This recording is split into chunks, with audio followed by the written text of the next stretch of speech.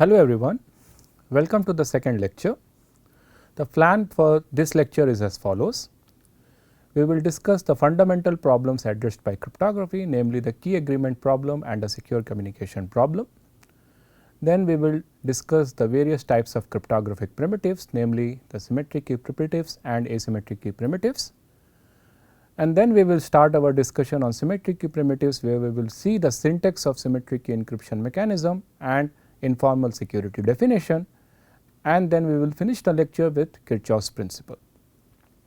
Right. So, if you remember, in the last lecture we discussed that the central problem addressed by cryptography is that of secure communication, and in it turns out that secure communication is actually solved by solving two core problems, and the first core problem is that of key agreement. So, in the key agreement problem, the scenario is the following. We have two entities, a sender and a receiver, who do not know each other and who do not have any kind of pre-shared information, and they are meeting for the first time. And the requirement for a key agreement protocol is that as per the protocol, the sender and the receiver should talk to each other over a public channel, and it should be guaranteed to the sender that indeed it is talking to the receiver and vice versa, and at the end of the protocol both sender and receiver should output a common key k. The security requirement from the key agreement protocol is that even though the sender and the receiver are talking publicly, and if there is a third party who is actually eavesdropping the communication or noting down the entire communication which is happening between the sender and the receiver, then the third party should not be able to figure out what exactly is the key which sender and receiver are going to output at the end of the protocol. So, it is like saying the following, that if I consider a class and the key agreement protocol should require that if I want to agree upon a key with a particular student, then using the key agreement protocol I should shout something in the class, and in response that particular student should shout back something to me, and using whatever I communicated to him and whatever he communicated back to me, both of us should be able to compute a common key, and no one else in the class who have actually seen the actual messages that I have communicated to that particular student and that student has communicated to me should not be able to figure out what exactly is the key that myself and that particular student are going to output. That is the first core problem addressed by cryptography, and this will be the theme of the second half of the course, where we will see how using public key cryptography which we can solve this key agreement problem. The second core problem which is addressed by cryptography is that of secure communication, and here the setting is as follows. We imagine that sender and receiver now have a secret key k which has been agreed upon by some magical mean, in this context actually by running a key exchange protocol. So, we imagine that sender and receiver have executed a secure key exchange protocol, and as a result they have a common key already available with them. Now, using the common key, the goal of the sender and the receiver is to talk over a public channel such that the confidentiality of the communication and the integrity of the communication is ensured. By confidentiality I mean any third party who do not have the knowledge of the key should not be able to figure out what exactly are the contents which sender and receiver are exchanging to each other, and by integrity I mean that if there is a third party who actually intercepts some of the communication and tries to change the contents of the messages, then it should be detectable at both the ends. So, that is the second problem, the second core problem addressed by cryptography, and this will be the theme of the first half of the course, namely symmetric key cryptography, where we will assume that somehow the sender and the receiver have already agreed upon the key, and our goal will be to solve the problems of confidentiality and integrity. So, roughly in cryptography we use two kinds of primitives. The first kind of primitives are the symmetric key primitives, which are also called as private key primitives, and here the same key is going to be used by both the sender as well as the receiver. That is why the name symmetric key primitive or private key cryptography. Symmetric because it is symmetric in nature, the same key is getting used at both the sender's end as well as the receiver's end, and the name private key cryptography because the key k which is common to both the sender and the receiver is going to be private, it will not be available in the public domain. Now, there are both pros and cons of these kind of primitive.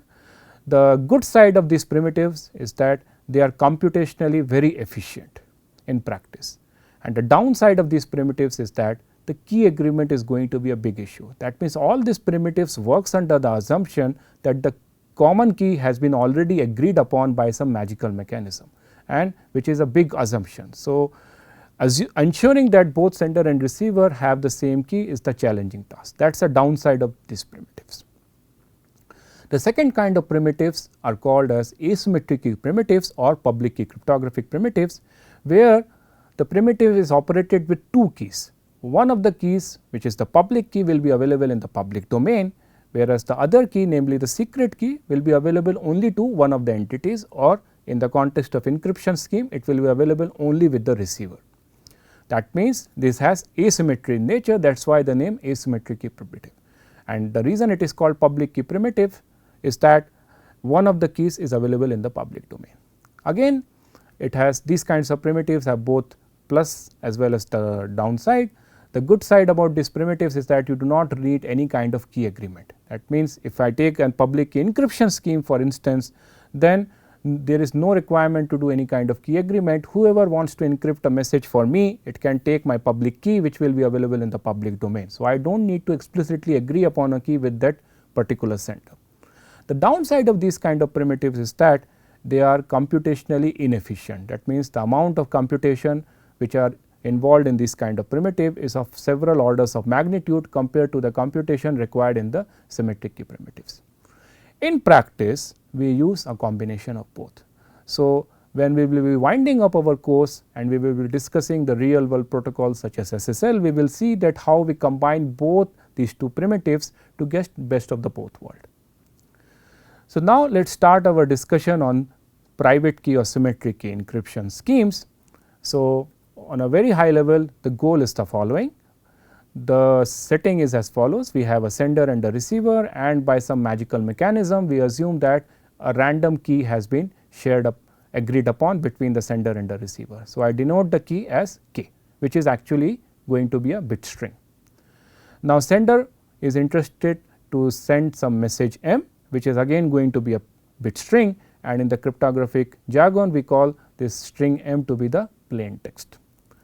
Now, using the key, sender is going to use an encryption algorithm which takes the message and the key as the input, and it produces another bit string denoted as C, which is the cipher text or the scramble text, which is going to be communicated over a public channel to the receiver.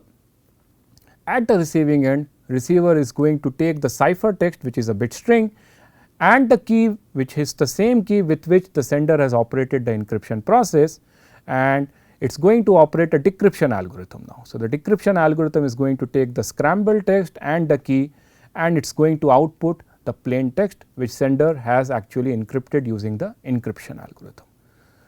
So, the reason this encryption mechanism is called symmetric encryption mechanism is that we have a symmetry that the same key is getting used both for the encryption as well as the decryption. So, before going into the formal description of a symmetric key encryption process, let us first try to understand the difference between a deterministic and a randomized algorithm. So, a deterministic algorithm, in a deterministic algorithm, the output is a deterministic function of the input. That means, if we consider the straight transition in the algorithm, inside the algorithm, then the flow from the input to the output is always a deterministic function.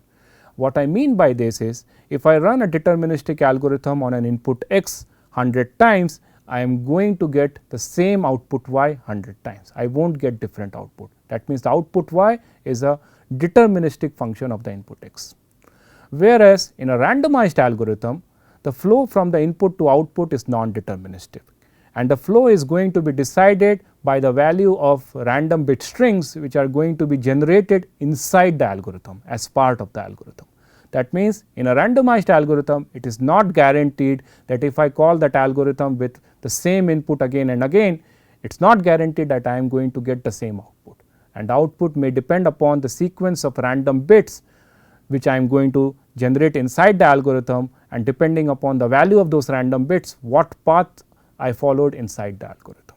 So, that is a very high level difference between a deterministic algorithm and a randomized algorithm. Now, let us see the syntax of a symmetric key encryption scheme. So, any symmetric key encryption scheme, which is also called as a cipher, is going to consist of 3 algorithms. The first algorithm is the key generation algorithm, which is denoted by gen, and this algorithm is not going to take any external input.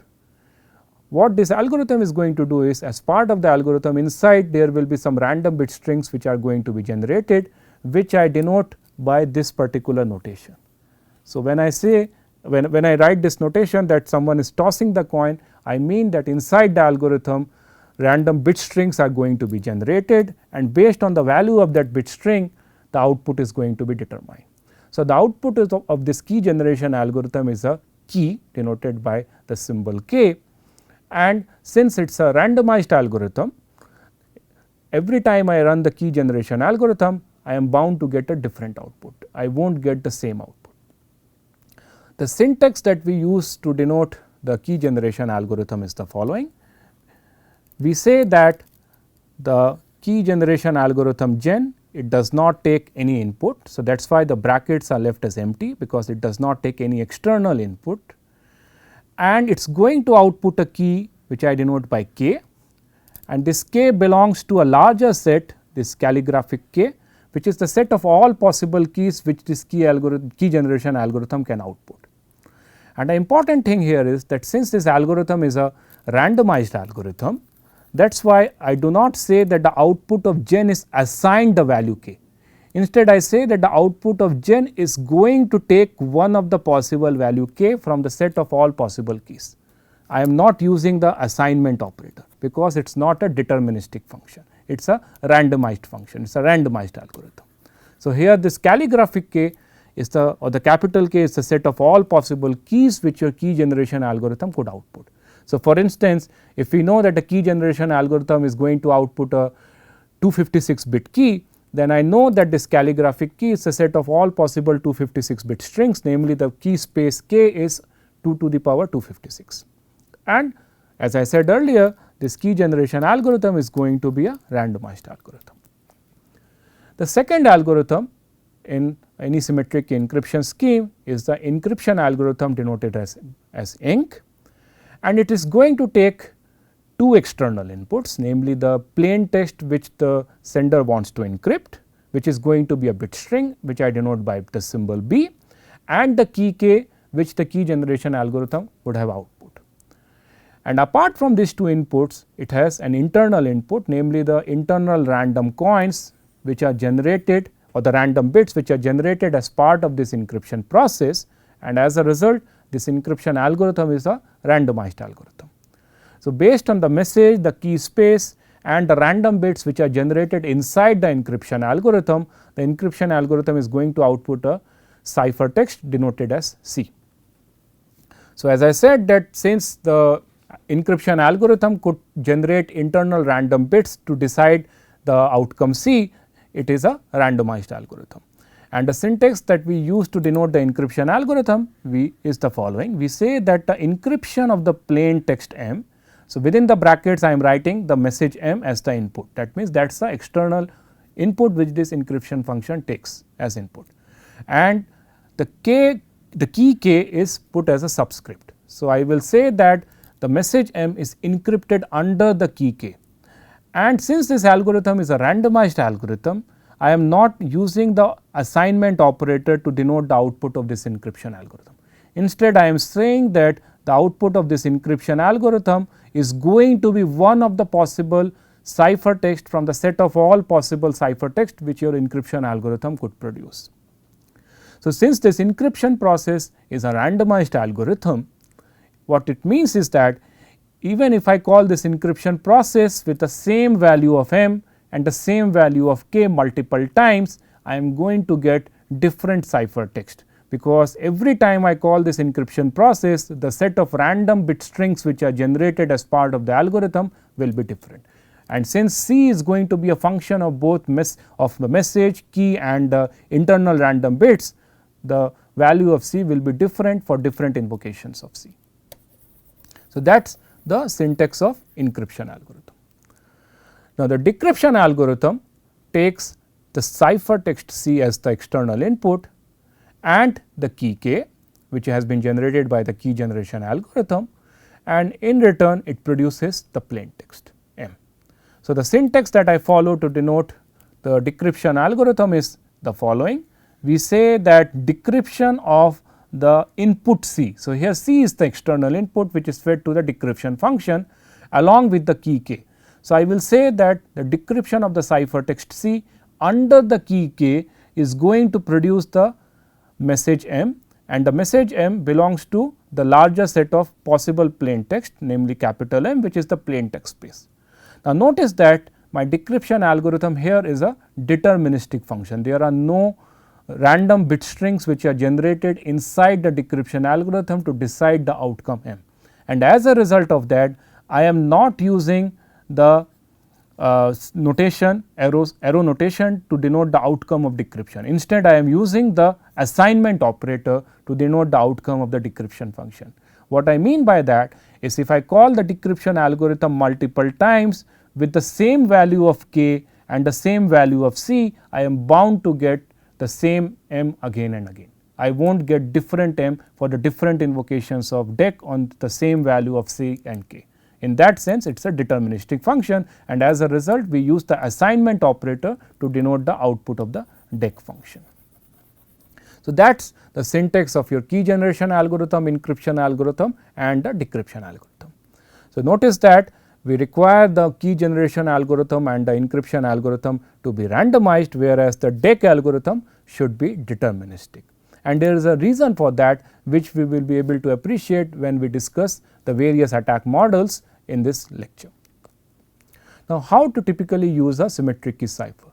So, imagine we have a symmetric key encryption scheme, namely we have a collection of key generation algorithm, encryption algorithm and decryption algorithm, and we assume that the steps of this key generation, encryption and decryption algorithm is publicly known. That means, the steps are known even to the sender and the receiver or to any third party in this world. Now, to use this symmetric key cipher, what sender is going to do is, it is going to run the key generation algorithm, which is going to output one of the candidate keys, namely k, from the key space, and this key will be agreed upon with the receiver by some magical mechanism at the beginning of the session. So, we imagine that at the beginning of the session, sender runs this key generation algorithm, and in that session there are several messages which sender would like to encrypt and communicate to the receiver using this key. So, the first step of the session will be the key generation algorithm and the agreement of that key with the receiver by some magical mechanism. Now, once the key is agreed upon, every time sender wants to encrypt a plain text M using this key, what is going to run is the following. It is going to run the encryption algorithm to produce the ciphertext, and the ciphertext will be communicated over the public channel, through which sender is communicated to the receiver. And as and when the receiver receives the ciphertext, what it is going to do is, receiver will be knowing what encryption process has been used by the sender. So, it will know the corresponding decryption process, and not only that, it will also know the key using which the sender has operated the encryption process. So, using the same key, it will operate the decryption process and will recover the plain text. That is how typically we are going to use a symmetric key encryption process. Now, what are the properties that we need from any secure encryption scheme or a secure symmetric key encryption scheme? So, roughly we need two properties. The first property is the correctness property, which says that for any key which the key generation algorithm has output, and for any plain text M which has been encrypted by M, the following condition should hold. If I encrypt the plain text M under the key k to obtain a ciphertext C, and if I decrypt that ciphertext C using the decryption process under the same key k, I should get back the original M. That is a correctness property. To give you the analogy, if you have a physical lock and if I have two copies of the key, what this correctness property demand is that if I actually lock that key using the key and send that lock in a locked condition to you, and if you have also the same key, and if you try to open that lock in the locked position using the key that you also own, you should be able to open the lock from the locked condition to the open condition. That is roughly the analogy you can imagine from this correctness requirement. The second important property which we need or expect from a secure symmetric encryption process is that of privacy, and now we are going to see that what are the challenges we face when we try to formalize the privacy requirement. Intuitively, when we say that a symmetric encryption process is secure or it achieves the privacy property, I mean that by seeing the ciphertext C, the adversary or the bad guy who has observed the ciphertext C should not be able to compute anything about the message M. That means, imagine there is a third party who is the bad guy who has intercepted the ciphertext, who knows the details of the key generation process, the encryption process and the decryption process. The only thing the bad guy does not know is the value of key with which the sender has operated the encryption process. The privacy property demands informally that even after this knowledge, the knowledge of ciphertext should not give any information about the message M. However, it turns out that if we want to formalize the privacy definition, there are several challenges that we face. So, what I am going to do next is I will propose a series of definition to formalize the privacy condition, and then we will see a potential loophole in each of these potential definitions, which is going to show you that how difficult it is indeed to come up with a right definition of privacy. So, my first candidate definition to formalize the privacy definition is the following. I will say that an encryption process is secure if the ciphertext does not reveal the underlying key. The intuition behind this definition is that if the key is revealed to the adversary, then it can find out any subsequent message which has been encrypted under that key.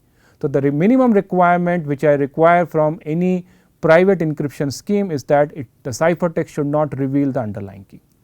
Well, it turns out that the requirement is definitely meaningful from any secure encryption process. This definition is completely useless. For example, consider an encryption algorithm which always outputs a ciphertext which is same as the plain text. That means, the ciphertext does not depend upon the key at all, and the value of the ciphertext is the same as the plain text. If you see this definition and this candidate encryption process, definitely the encryption process is not revealing anything about the key, and as per this definition you can label this encryption algorithm as a secure encryption algorithm. But this kind of encryption algorithm is completely useless to use in practice, because it is completely revealing your plain text. So, now let us rectify this definition and let me come up with the second candidate definition to formalize the privacy definition, and my definition 2 is I will say an encryption process is secure if the ciphertext does not reveal anything about the underlying plain text, because that is what is the basic intuition of the privacy. The problem with this kind of definition is, what do you mean by ciphertext does not reveal the underlying plain text? How much it should reveal, how much it should not reveal. For example, you might have an encryption process where 99% of the plain text is not revealed by the ciphertext, but unfortunately the ciphertext might be revealing 1% of the plain text, and that 1% of the plain text which is getting leaked by the ciphertext might be the critical information which you want to hide.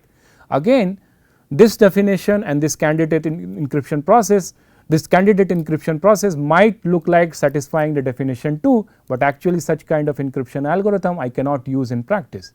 The problem with this definition is I am not exactly specifying what it means by revealing and not revealing, and how much to reveal and how much not to reveal. So, to fix this definition, let me propose the third definition, potential definition to formalize the privacy definition.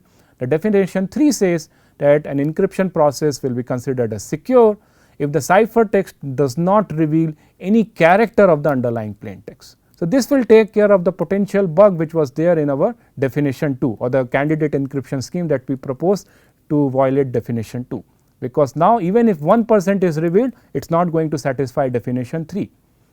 But again, there is a potential loophole in this definition. Consider an encryption algorithm where ciphertext does not indeed reveal any of the underlying characters of the plain text, but the ciphertext might reveal the range of the plain text, namely it might reveal whether the plain text is less than a particular threshold or whether it is greater than a particular threshold. Again, if I view the definition, this candidate encryption scheme indeed satisfies the property, because no character of the underlying plain text is revealed, but what is getting revealed is whether the plain text is less than a certain value or greater than a certain value, and that might itself be a security breach. So, I cannot afford to use such kind of encryption algorithm to encrypt sensitive data, because if the ciphertext is going to reveal the range of the sensitive data, I might be in trouble.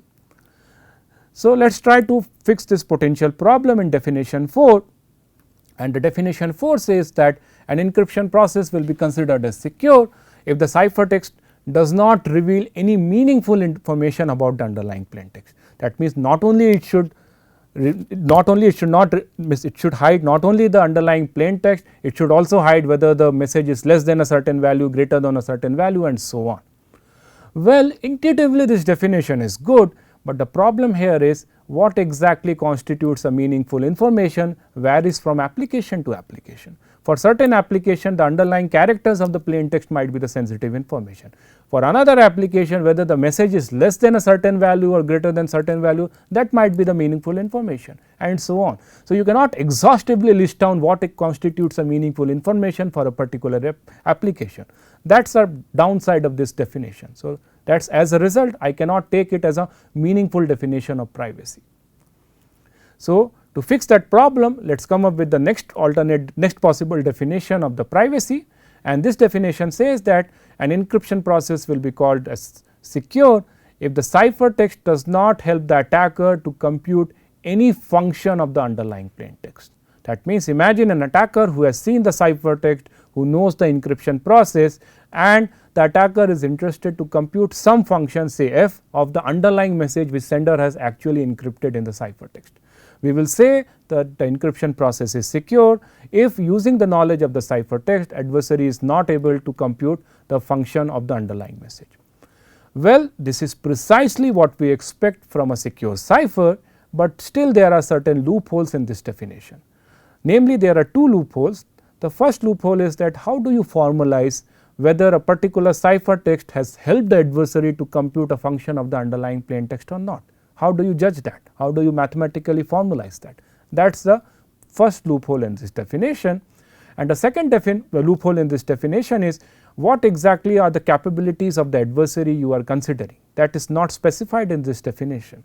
That means whether you are considering an eavesdropper adversary who is simply observing the ciphertext and trying to compute the function, or whether you are considering an adversary or malicious adversary who could change the contents of the ciphertext and see the behavior of the response of the receiver and then trying to compute the functions of the underlying messages. Also, this definition does not specify is the adversary also provided with any kind of additional information. That means, what are the various capabilities of the adversary which you are considering. So, even though intuitively definition 5 is the right definition, the two potential shortcomings of this definition is the exact formalization of whether the ciphertext is helping the adversary to compute any function of the underlying plain text, and what precisely is the attack model or the adversarial model you are considering. So, that brings us to the discussion of various attack models which we consider in the cryptography. So, typically in cryptography we consider the following 4 attack models.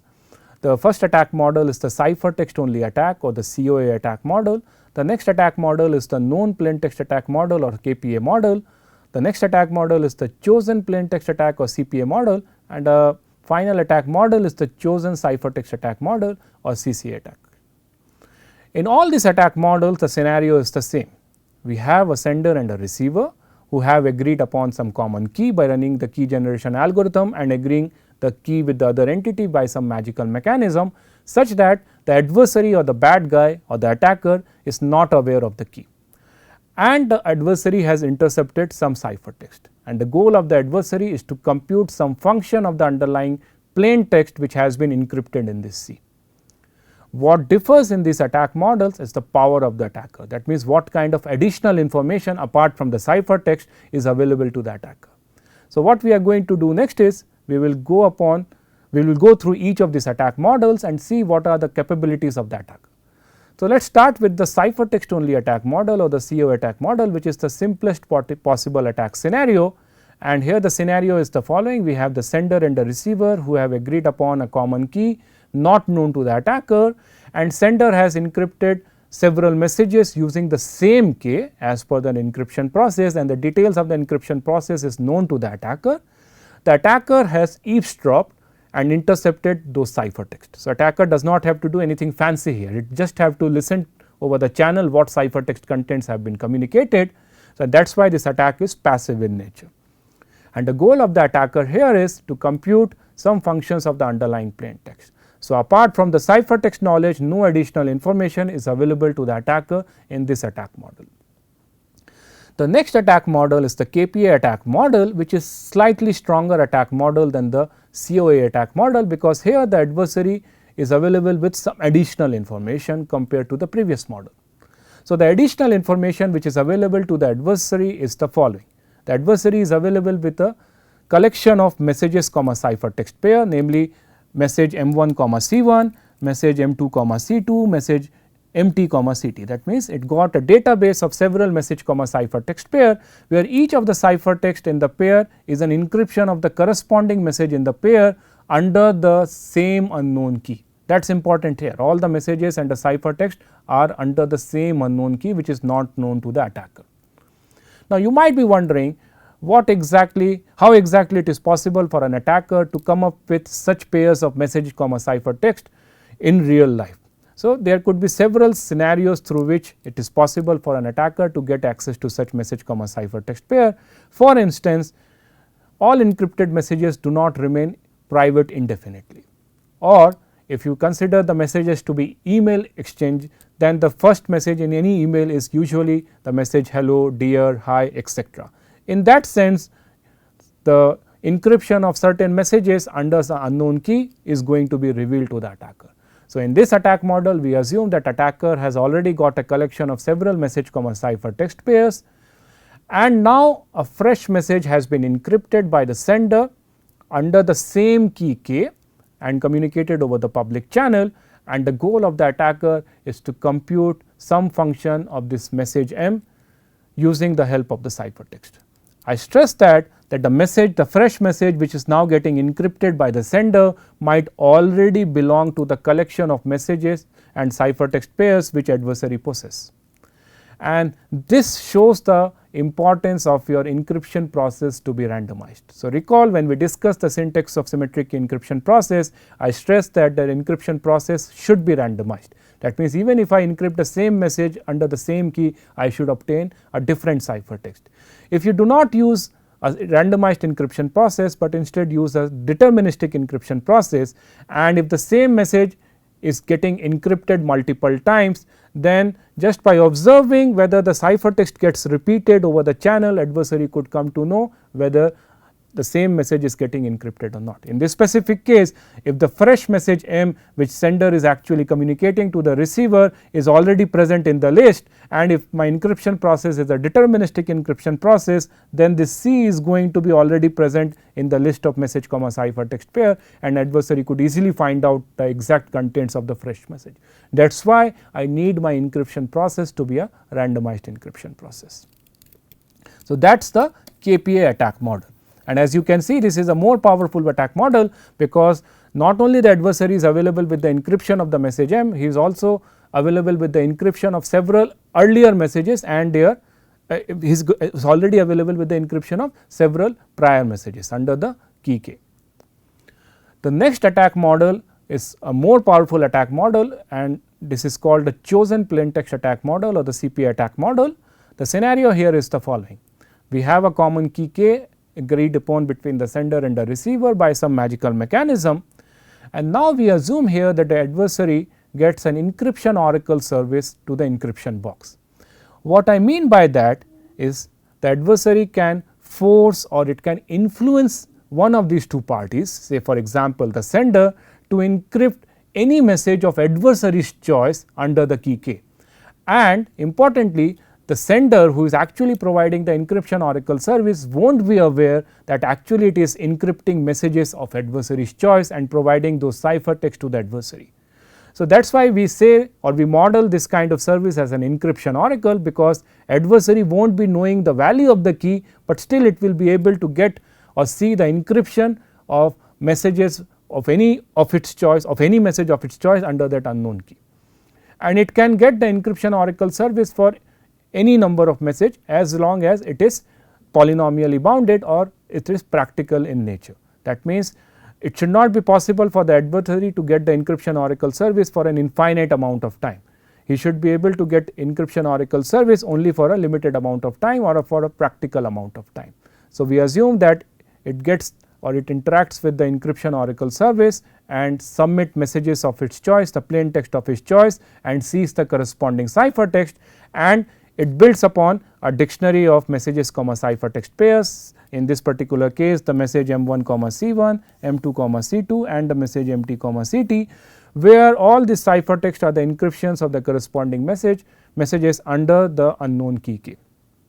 So, the kind of information that is available to the attacker here is same as in the KPA, namely in KPA model also adversary was provided with several message ciphertext pairs under the unknown key K, and here in the CPA model also adversary is available with several message ciphertext pairs under the unknown key K. The difference here is the messages in the adversary's database in the CPA model is now under the control of the attacker. That means, if adversary, depending upon the context of the underlying application, is already aware that these are the potential messages which sender might encrypt in the future, the CPA model allows the adversary to see encryption of those messages in advance by getting an encryption oracle service, right.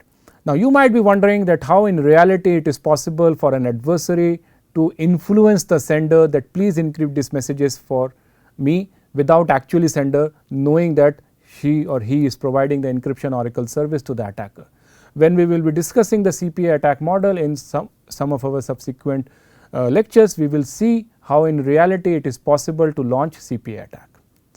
So, now assume that adversary is already available with this message ciphertext pairs. The goal of the adversary is the following: a fresh message has been encrypted by the sender under the same unknown key K and has been communicated over the cipher open channel to the receiver, and adversary has intercepted this ciphertext, and the goal of the attacker is to compute some function of the message which has been encrypted in this fresh ciphertext.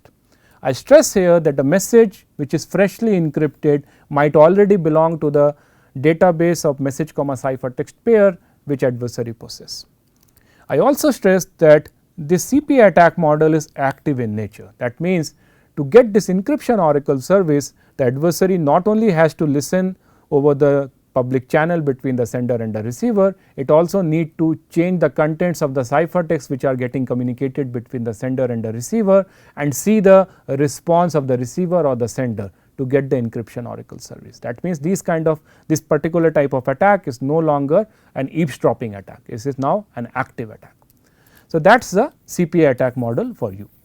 Now, let us go to the next attack model, which is the strongest possible attack model, which we call as the CCA attack model, and here adversary can now get two kind of oracle service. It has got access to the encryption oracle service, that means it can ask for encryption of any message of its choice by influencing the sender or the receiver, plus it can get the decryption oracle service as well from any of the two parties, say for example from the receiver. What I mean by the decryption oracle service is that it can submit any ciphertext of its choice, because the adversary might be already aware that what could be the candidate ciphertext that your encryption and decryption that your encryption process might produce.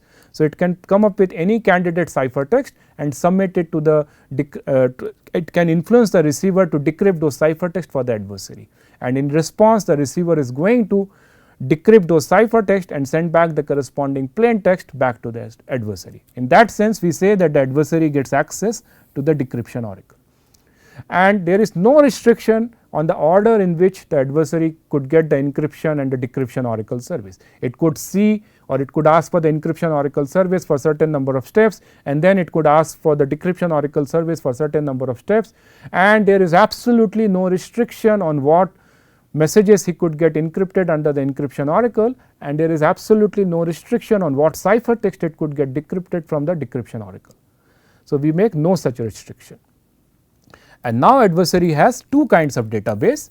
So, the first database is what it gets from the encryption oracle service. So, this is nothing but the encryption of several messages of adversary's choice under the key K, and the second database is the decryption of several candidate ciphertext of adversary's choice And the important thing here is that all the encryptions and decryptions are done under the same unknown key k. That is important here.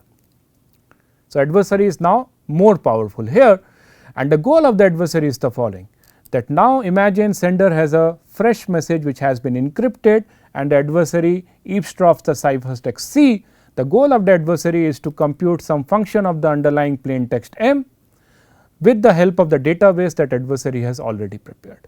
I stress that the fresh message which sender is sending might already belong to the list database that adversary produce.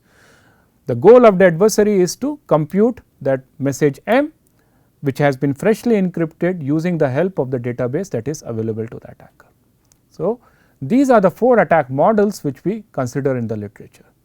Now, when I say that a particular encryption scheme is secure in a particular attack model, for example, if I say that an encryption scheme is secure in the CCA model, by that I mean that even if an adversary is launching a CCA attack, that means adversary got access to the encryption oracle service, it got access to the decryption oracle service, still it should be difficult for the adversary to compute any function of the underlying plain text which has been freshly encrypted and communicated over the channel.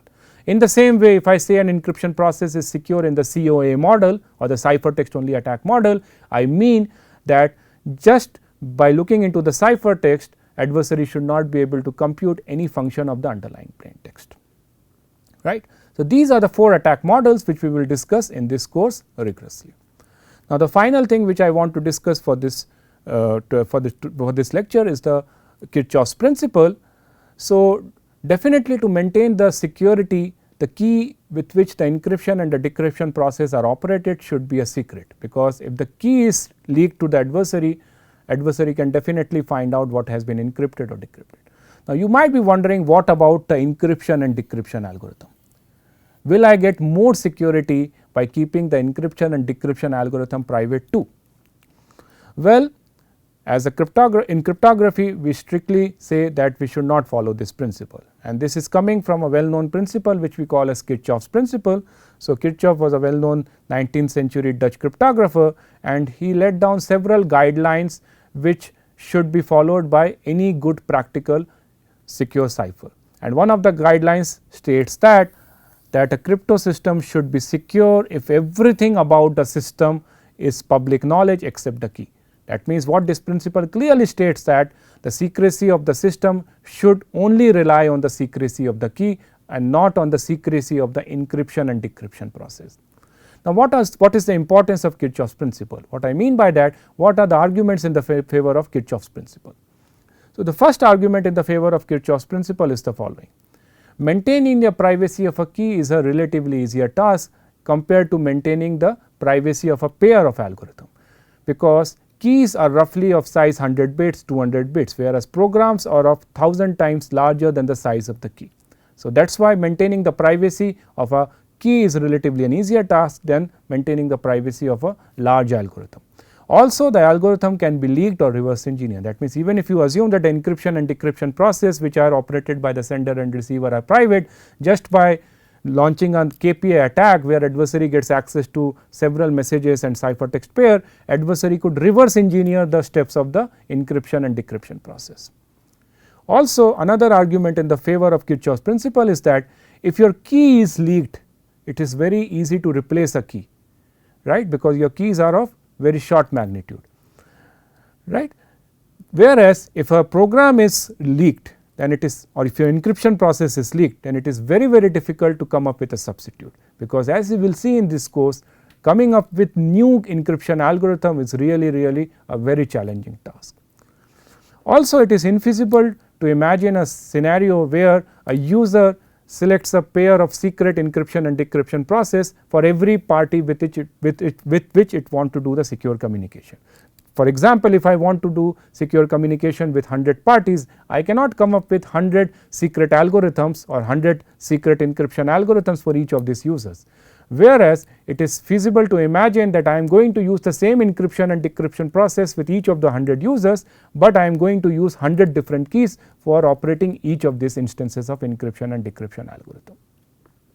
And most importantly, if your encryption and decryption algorithms are publicly available, they go through public scrutiny, and if something has been proved to be secure even after they are existing for last 30-40 years, then we have a strong confidence that indeed those published algorithms are more secure compared to an algorithm about which you do not know any details, right.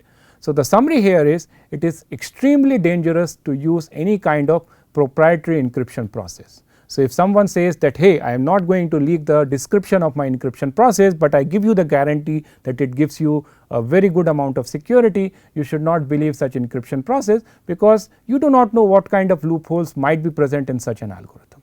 So, it is always recommended to go or use algorithms which are available in public domain and has been scrutinized publicly. So, that brings us then to the end of this lecture. To summarize, we discussed the various types of cryptographic primitives that we use in cryptography. We also discussed the syntax of symmetric encryption process, and we focused on the importance of the key generation algorithm and the encryption algorithm to be randomized, because this comes as an implication of Kirchhoff's principle, which says that the secrecy of the whole system should rely on the fact that only the key is hidden, not the algorithms. Right. We also discussed the various kinds of attack models, namely the COA attack model, the KPA attack model, the CPA attack model and the CCA attack model. I hope you enjoyed the lecture. Thank you.